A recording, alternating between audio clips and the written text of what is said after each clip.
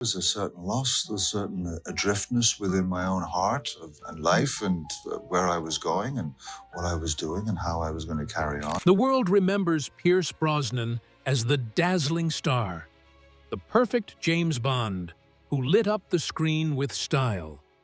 But away from the cameras, his life has been a journey marked by unbearable sorrow. I held the generous, strong, beautiful hand of my first wife, Cassie, as ovarian cancer took her life. At 72, the tragedies he has endured reveal a side of him far removed from fame and applause. From personal losses to wounds that never healed, his story is one of survival through storms of pain. The man who once seemed untouchable has faced heartbreak so deep it reshaped his very soul. The tragedy of Pierce Brosnan is beyond heartbreaking. The Man Who Waited for Bond. In 1982, a young actor who had been seeking small roles finally had a breakthrough when fate intervened. He attended an audition for a minor background role in a new detective show called Remington Steele on NBC. The role he was aiming for was just a small part, but fate had bigger plans for him. He was only 29 years old and not well known in America. He did not fit the original idea of a smooth, experienced American charmer for the role. However, when he walked into the room, something changed.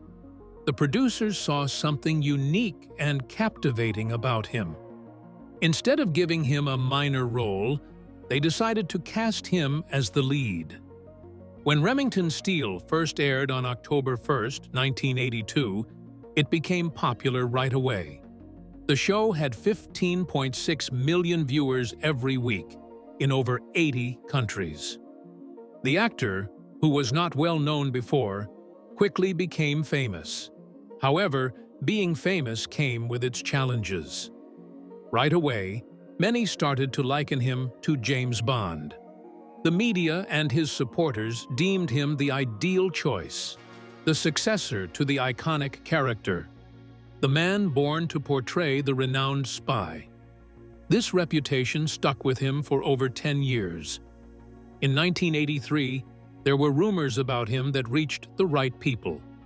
Albert "Cubby" Broccoli, the famous producer of James Bond movies, saw him on the set of For Your Eyes Only with his wife Cassandra Harris. Broccoli observed the young actor and commented that if he could act well, he would be his choice for James Bond. It felt like destiny was calling. However, the timing was unfortunate. Roger Moore, who was prepared to leave the role, was convinced to come back for one more movie with an offer he couldn't turn down. The opportunity for the young actor vanished almost as soon as it appeared. In 1986, 3 years later, the opportunity to play Bond came up again. By that time, the show Remington Steele had been canceled, giving him the chance to pursue the role. Negotiations started, and it seemed like he was about to get the part. However, unexpectedly, NBC brought back Remington Steele just in time. He was stuck in his contract once more, missing out on the role of Bond, which went to his friend Timothy Dalton. He put on a happy face and stayed kind on the outside, but he felt a deep disappointment inside.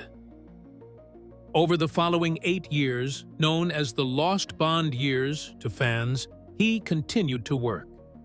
He appeared in spy movies like The Fourth Protocol, intense dramas like Nomads, and even fun commercials, sometimes dressed in tuxedos that hinted at the role he never quite got. In 1994, he received the important call he had been waiting for. He was no longer a new person hoping for a chance. He had experience, faced rejection, and developed patience to be prepared for this opportunity. The movie was GoldenEye. It was not just another James Bond film. It took a risk. The studio was having problems, and the James Bond series was losing popularity. If the movie had not done well, it could have been the end for James Bond. However, he brought it to life with strength, charisma, and determination. GoldenEye was a huge success around the world, making $353 million and bringing new life to the franchise for a younger audience. He fully committed to the role and did many of his stunts. One of the riskiest stunts was a 220-meter dam bungee jump, which was too dangerous for insurance coverage. This scene became famous and is now considered one of the most memorable Bond moments in movie history. In the following years, he appeared in 3 additional Bond movies that made a total of $1.2 billion. Many fans saw him as the definitive James Bond, a suave and sophisticated spy with a hint of vulnerability. Despite tempting offers from acclaimed directors such as Steven Spielberg for the role of Indiana Jones, he remained committed to playing Bond. He had worked tirelessly and waited patiently for the chance to portray the iconic character. Success can come and go quickly. In 2004, everything abruptly ended. During the filming of After the Sunset, he got a brief, unwelcoming phone call. There was no discussion or explanation, just a simple farewell. The producers had been thinking about casting younger actors for a while and had already made their decision. His previous James Bond movie, Die Another Day, made $431 million, making it the most successful Bond film. However, that success did not matter anymore. His time as Bond had ended.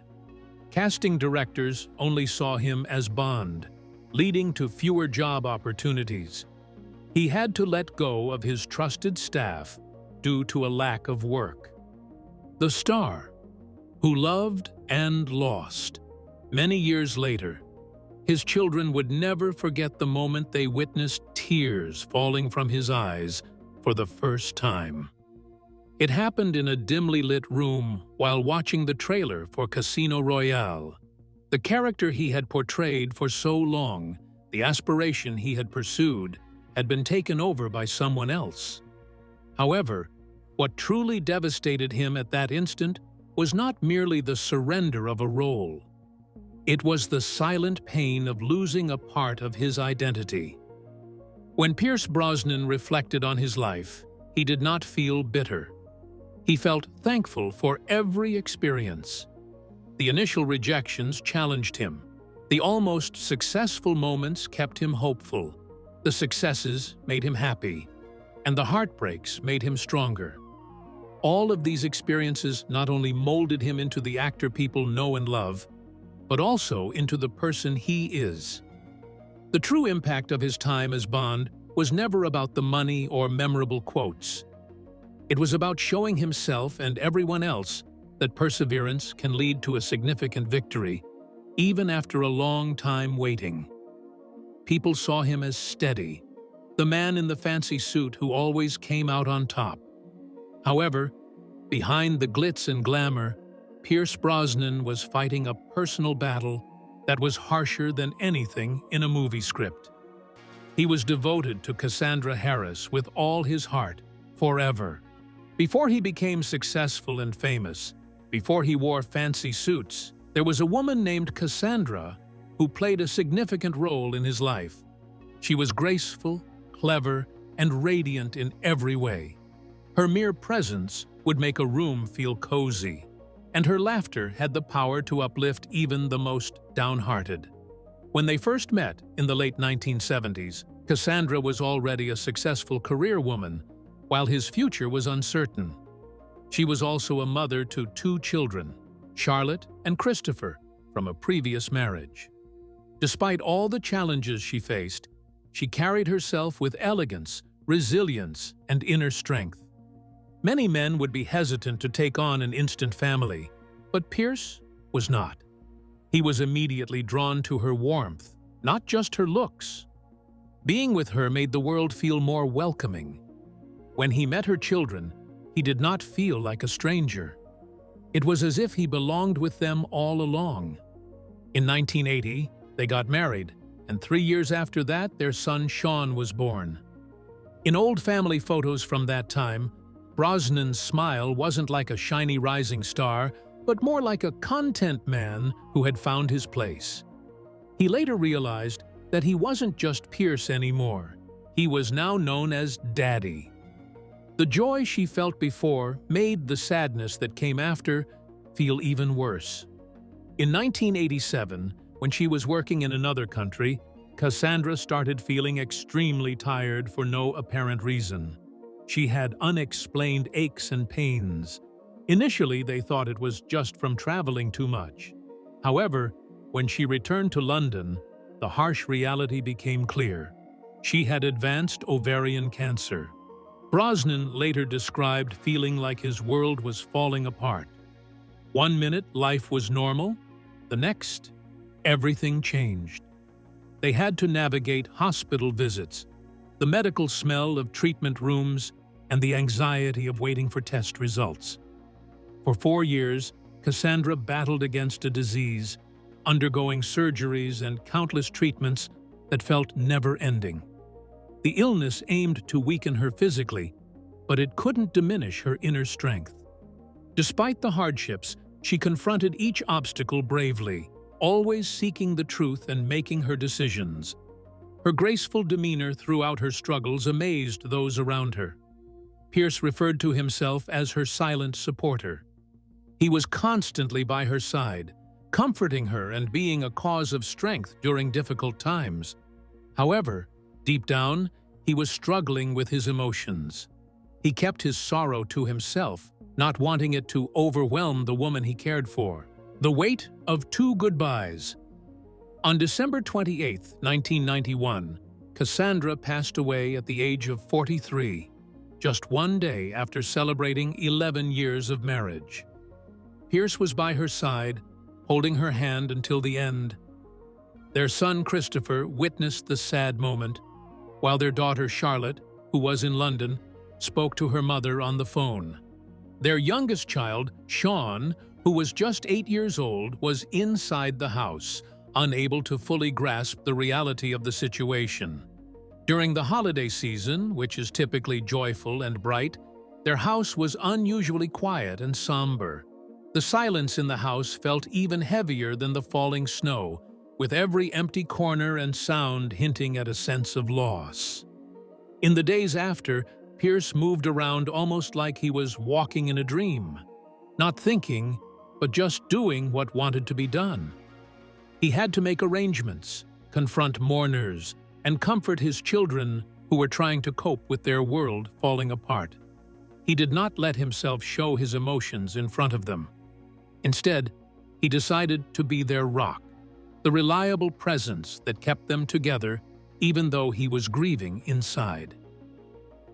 At night, when the house was quiet and dark, he walked through the hallways, stopping outside each child's room.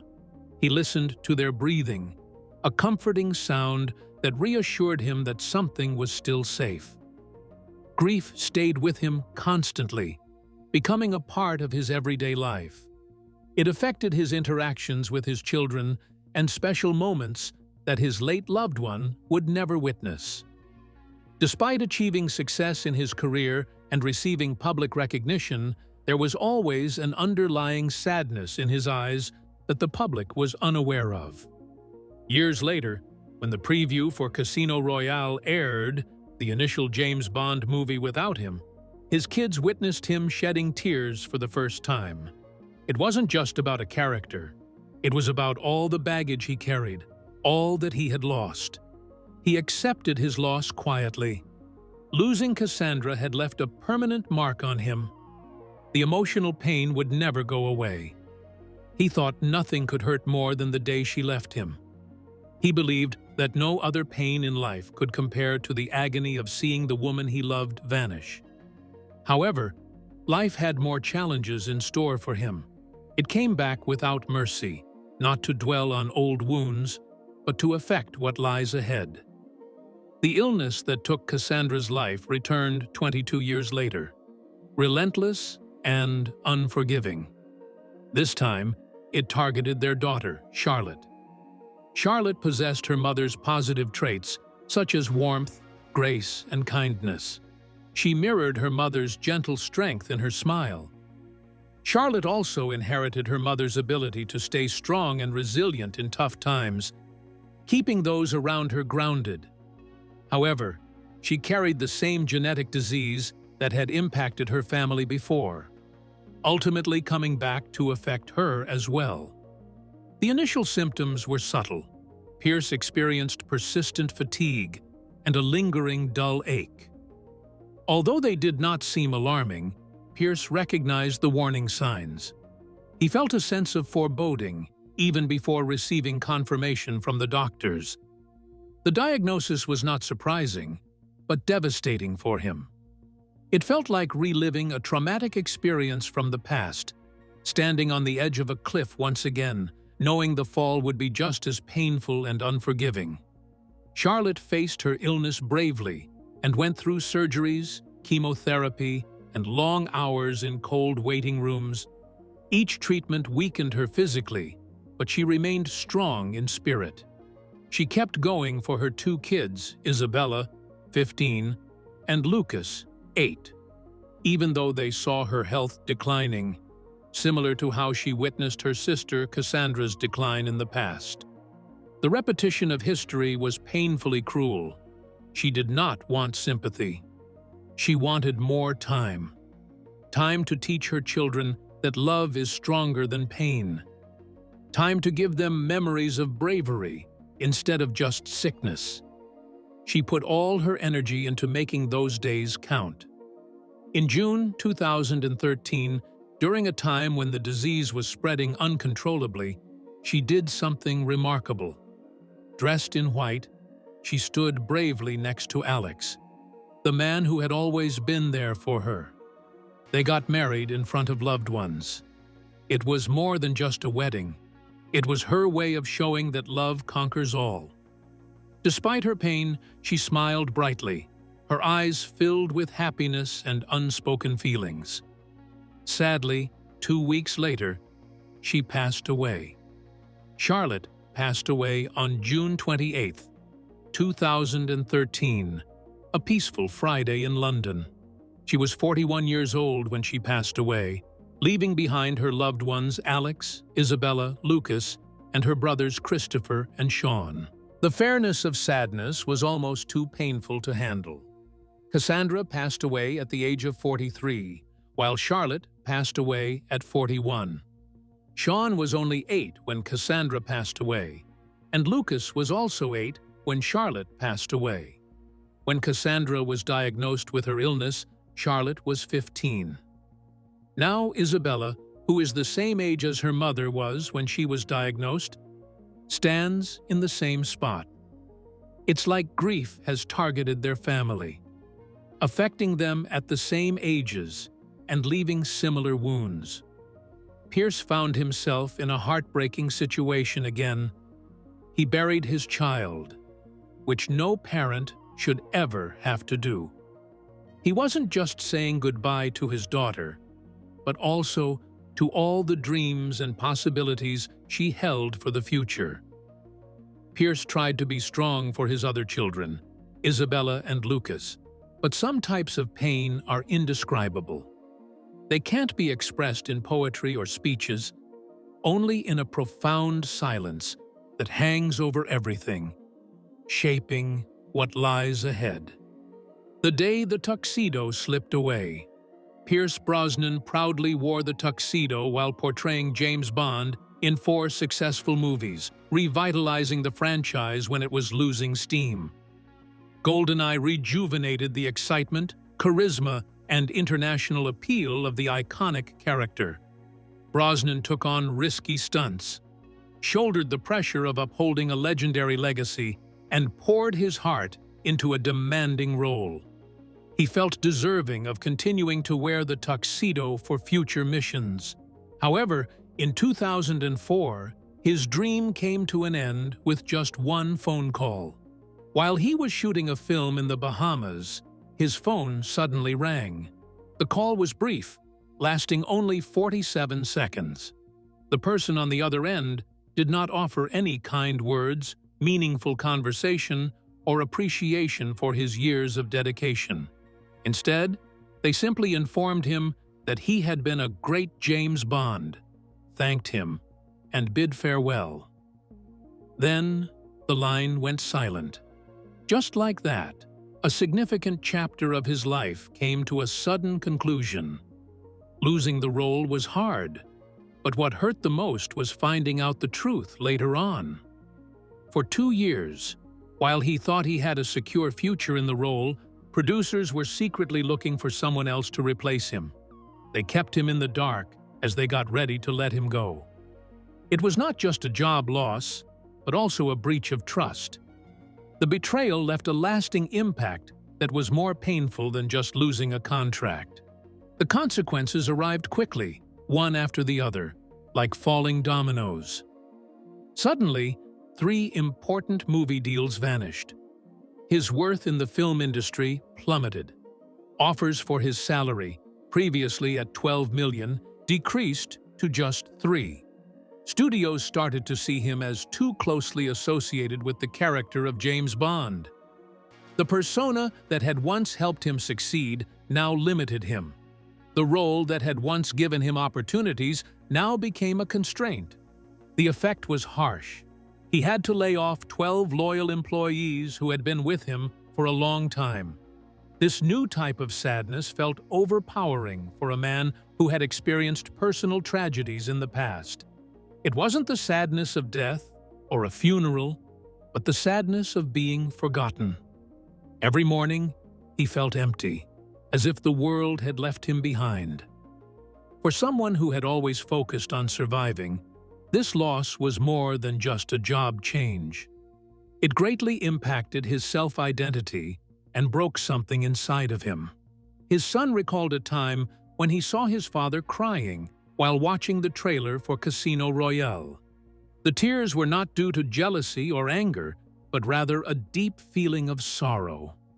Witnessing someone else take on the life he had built, wearing the same tuxedo he once owned, felt like a part of himself disappearing forever. During later interviews, Brosnan mentioned that period as a very difficult time in his life. It wasn't just because his time as James Bond had finished. It was because he felt like he had lost his main support and purpose. After staying strong through personal challenges for so long, losing the role of Bond felt like starting over from scratch.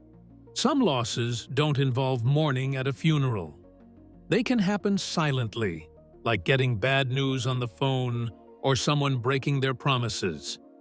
If you enjoyed this video, like and subscribe, and also click the next video shown on your screen.